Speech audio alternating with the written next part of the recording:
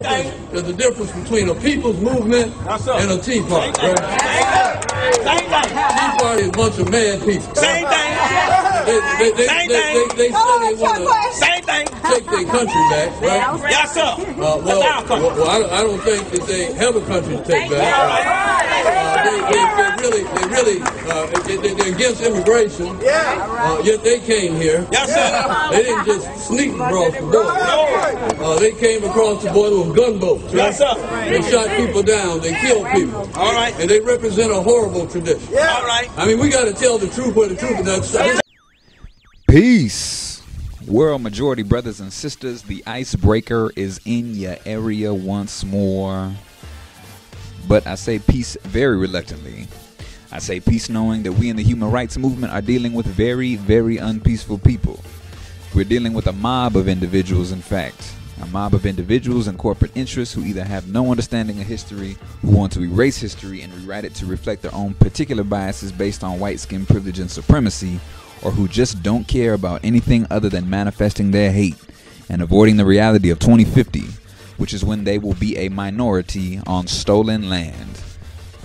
That situation itself really reminds me of slavery times, when plantation owners were afraid at the possibility of being outnumbered by enslaved Africans because of the chance that those same Africans would revolt and overthrow the system that enslaved them.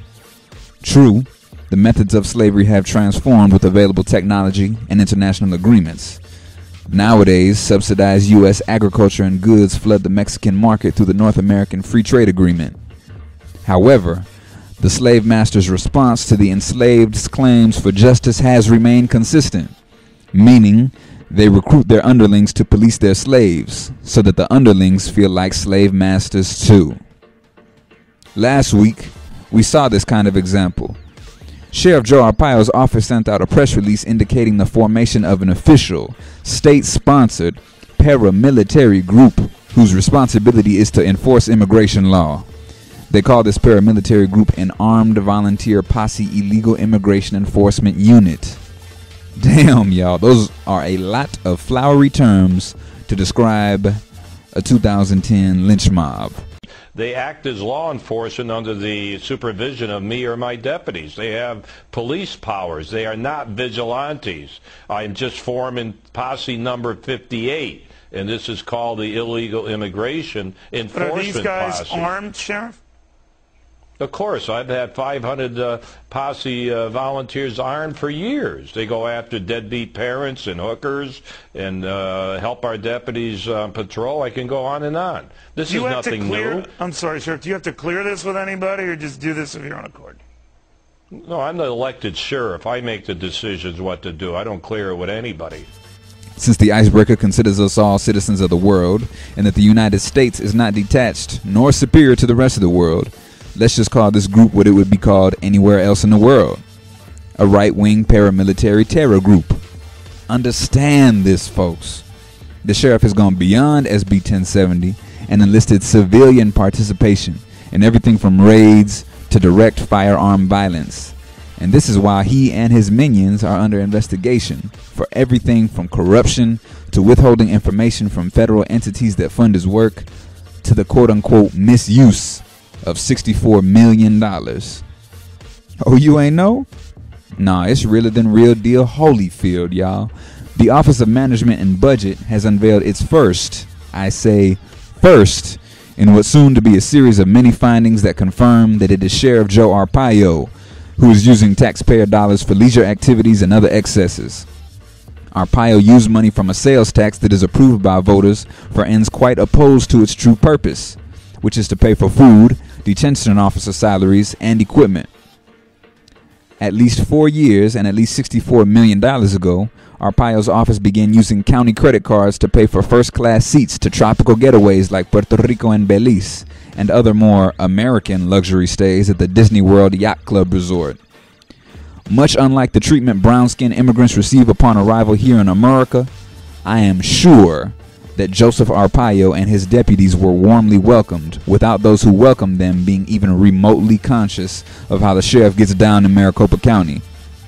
Rest assured that he wasn't dehumanized, nor called an illegal alien, nor called a burden on taxpayers, or considered a crime waiting to happen, although he was training his mob for the terror he carries out on brown folk on the daily.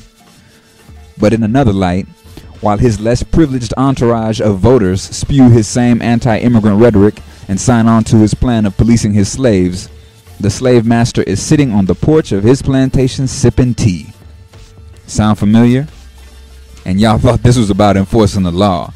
Curb your illusions. He's on television and at rallies talking about border enforcement, but he makes sure to cross the border often to enjoy first-class flights and electric light parades while his supporters ask him to autograph their KKK hoods. I recommend you all read the article for yourself just to get a feel of all the shady things going on in the name of enforcing the law. Go ahead. It's in the Arizona Republic. Now then, my question is, what's next? As we have previously studied, Sheriff Joe received $3.2 million from the Maricopa County Board of Supervisors. Last week, he received $2.4 million in Racketeer Influence and Corrupt Organizations Act funds from the same entity. And he didn't even waste a day in announcing the creation of his paramilitary faction.